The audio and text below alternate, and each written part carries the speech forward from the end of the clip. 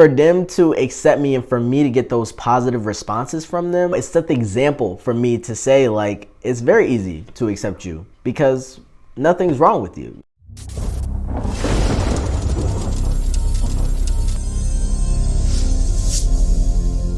Hey guys, what's up? Welcome back to my channel. This is Kevin Thompson. Today I just wanted to talk a little bit about my experience being trans in a fraternity. So I think that, like, overall it's a very unique experience because I started out being stealth in there. But before I start telling you about that stuff, I want to tell you guys why I even joined it in the first place. I went to a majority white school, and going in, I didn't have a lot of friends. I only had one friend that I knew from high school, and then she was introducing me to mutual friends. But I wanted to make my own friends and kind of socialize with a lot more people than just going through mutual friends. Other than partying, that was like one reason, because it was kind of like a very exclusive college. Like, you can't really get into parties if you don't know anyone, if you're not in any organization. So I did join for partying because as a guy, as a passing guy, other guys were not really trying to let me in the frat and the parties because I wasn't in anything. And like, people like to have a lot of girls at parties. So if I was a girl, then I probably wouldn't join anything. Probably not, just because it wouldn't be that hard for me to party. I would say the second reason that I joined, like the main reason I joined, was because I wanted like a brotherhood. I wanted to feel a part of something, and I wanted male friends. Like, I wanted a lot of male friends because growing up trans and not really being able to be taken seriously as a guy, it was very hard. And it was hard for me to infiltrate other guy groups and really, feel like I was a part of them. So in high school, I told you guys, if you watch my high school stories, that I had switched schools and then I made a bunch of guy friends at my new school. But going back to my old school, I kind of just really went back into my girl relationships because it was my last year of school and I didn't really want to go out of my way to make new friends. So I did make a couple of guy friends, but I always wanted to like have like that one guy group that I was a part of. But joining a fraternity, I was able to do that. So I joined a fraternity my second semester of college, and by that time I was about 9-10 months on T. And I was passing for the most part. The fraternity I joined, it was called Theta Chi, and it was very new, so it wasn't even established yet. Like, it wasn't even recognized as a official fraternity of the school or even nationwide. So I was able to become a founding father, and really what that means is that you are the first class of people that are getting initiated into the frat. So I was a part of the first Theta Chi class at that specific school, which is very, very cool. If you guys know anything about fraternities, then you probably will know about hazing. So once you go into fraternity, depending on the fraternity, depending on the members at the moment, you will be subjected to some kind of hazing normally. So for me being a founding father, since we weren't established, since there were no real brothers before I got into it, I didn't have to get hazed, which was a really good thing as well, because I was not physically transitioned yet. And I know, like, depending on the frat, they do have places where they require you to, maybe not even take off your pants, but definitely maybe take off your shirt for a period of time. So, I thought that going into it that I would have to have that conversation, because I didn't plan to join a new frat. Like, that wasn't the game plan. But since they were offering that, and that I really did think the guys were cool there, I really did join that. And I'm glad that I was able to get that experience and that opportunity. Like I said, there was no hazing, but for me to get in, they did have like a little bit of requirements or like recommendations. So I joined through a mutual friend. So the last video I made when I said that my ex-best friend got cheated on by one of my brothers, that guy was the guy that pretty much got me into Theta Chi. We were partying the semester before, and the next semester I was like looking to him to go to parties. And I was like, yo, like, do you want to go out? And then he's like, I'm going to this house. Like, you could come through if you want. So I ended up going through there. Once I went to the party, I realized that I really liked the guys. And that was probably, at the time, that was the most racially diverse. And even though I was the only black guy in the frat, I was the first black guy at Theta Chi, first trans guy. That's pretty cool. Even though I was the only black one, there were other like Dominicans and Hispanics, a couple of Asians too. So it was pretty cool. It was a pretty cool experience. So one of the things that my brother, the one that dated my ex, he told me to do was, he was like, he was like, bro, like everyone likes you, they think you're really cool, but you have to talk more because, you know, you're not talking to enough people. And I didn't really know the rules of being in a fraternity, but, you know, the fraternities that are, you know, specifically male and female, not the co-ed ones, those are called social fraternities. So what that means is they party with each other. To really be in that life, like you can't really be an introvert. So, you know, I was an introvert for most of my life because I didn't really have that many friends. I really focused on school a lot. So, you know, for me to be in there, that really did wonders for my social anxiety. I was really able to get out of my comfort zone.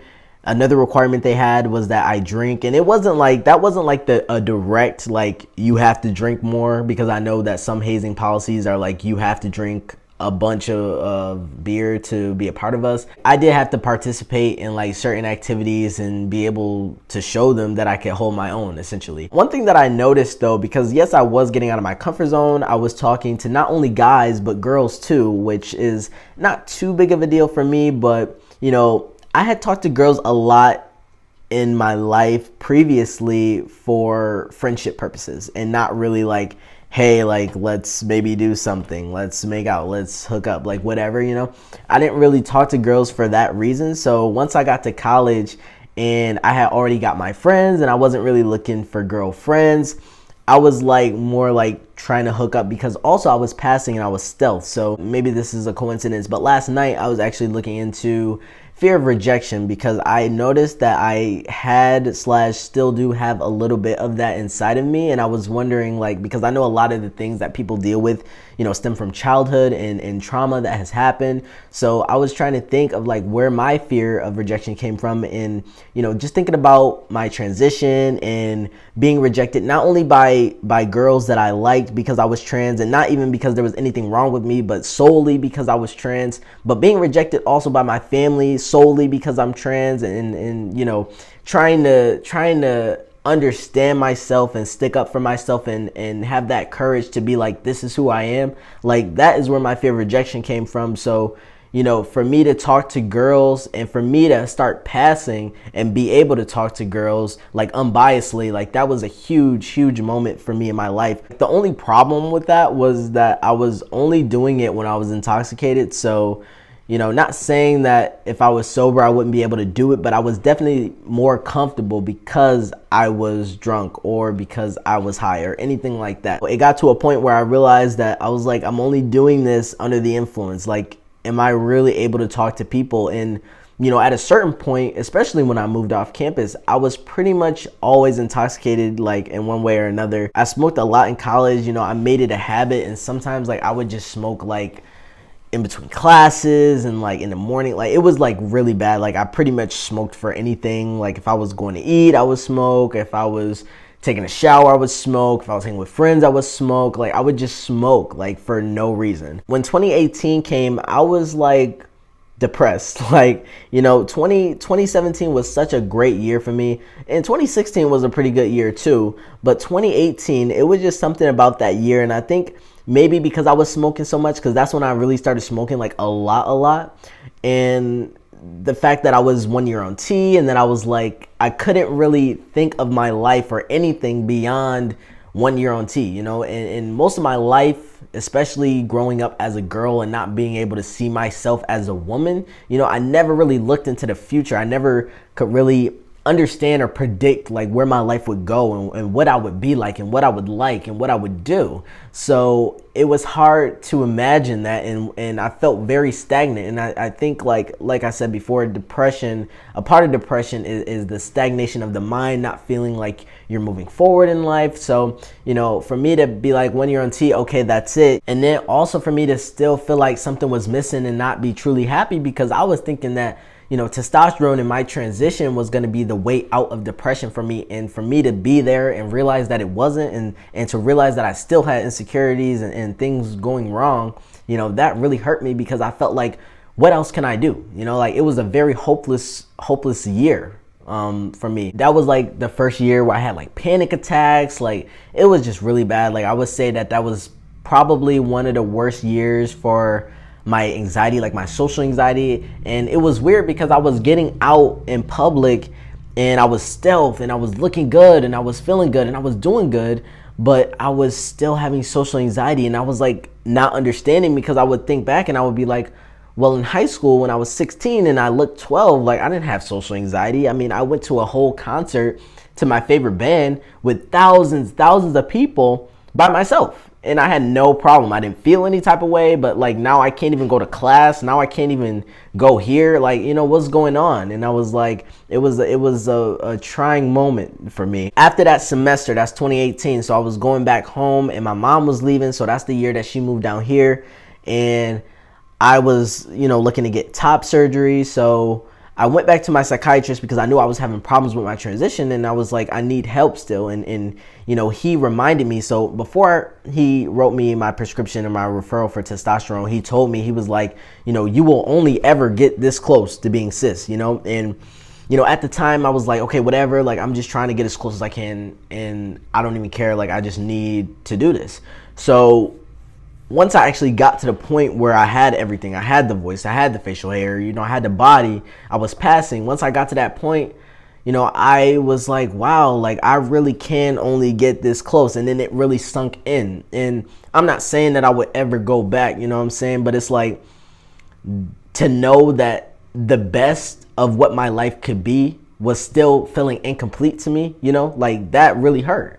And, you know, when I was talking to him also, I don't know if he had recommended this or if I had just kind of drawn my own conclusion, but I was like, I need to start coming out to people, because I wasn't out yet. I wasn't out to any fraternity members, not really. I'm not sure if my ex-best friend outed me to that one brother. Other than that, like he would have been the only person to know. So I never told anybody. In the semester before is when I had that situation where one of my brothers, like we had got really close as friends, and we went to this whole thing. And I think I told you about it on this channel, but basically they were saying that, oh, it'd be crazy if a trans person were to be in this frat. And I was like literally standing right there, and, you know, me passing so well, and me not liking confrontation. Like I was just kind of scared to even like stand up for myself. I ended up telling him that semester, and that felt better. So I was like, you know, maybe I'm holding on to too much. You know, I do a lot of holding on in my life. I've noticed that about myself. Like I'll like hold things